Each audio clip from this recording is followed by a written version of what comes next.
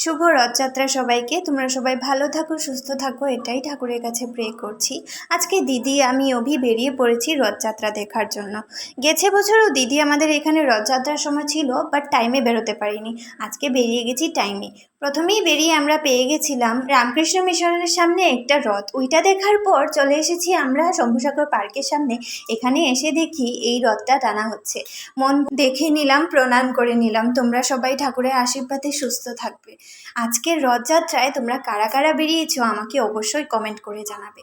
তারপর ছোট্ট একটা রথযাত্রা দেখলাম। এটা খুবই ছোট, হয়তো পাড়ার লোকেরা সবাই মিলে বানিয়েছে। কালকে বললাম না টাউন কালীবাড়ির রথটা হয়তো আমাদের ভাগ্যে থাকবে না।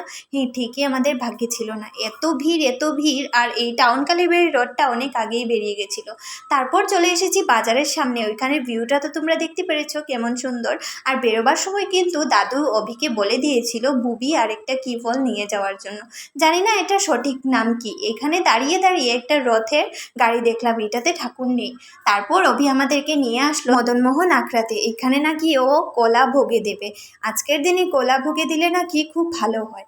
আমার চটি যেহেতু চুরি হয়ে যায়, তাই আমি অভির জুতোর ভিতরে আমার চটিটা ঢুকিয়ে দিয়েছি।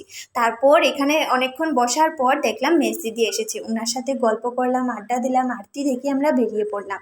এই যে মাম্মাম এসেছে। মাম্মাম কিন্তু এত দুষ্টু কি বলবো তোমাদেরকে। তারপর দিদি বলল ওর কিছু কেনাকাটা আছে, তাই ওকে নিয়ে মার্কেটে চলে আসলাম।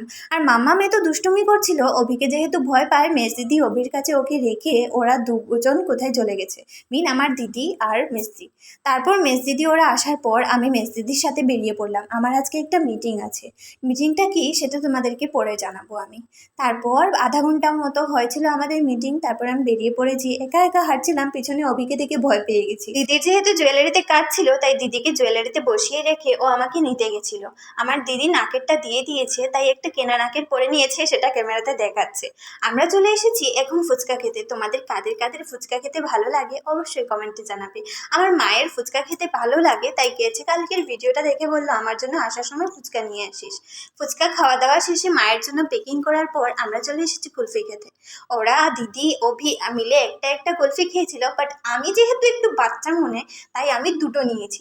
সবসময় আমি দুটো খেতে ভালোবাসি। আর আইসক্রিম যেহেতু আমার খুবই ভালো লাগে। আর আমার দিদি এইদিকে দেখাচ্ছে ও দুটো নিয়েছে, কারণ হচ্ছে কুলফির টাটিটা ভেঙে ও দুটো বানিয়ে নিয়েছে।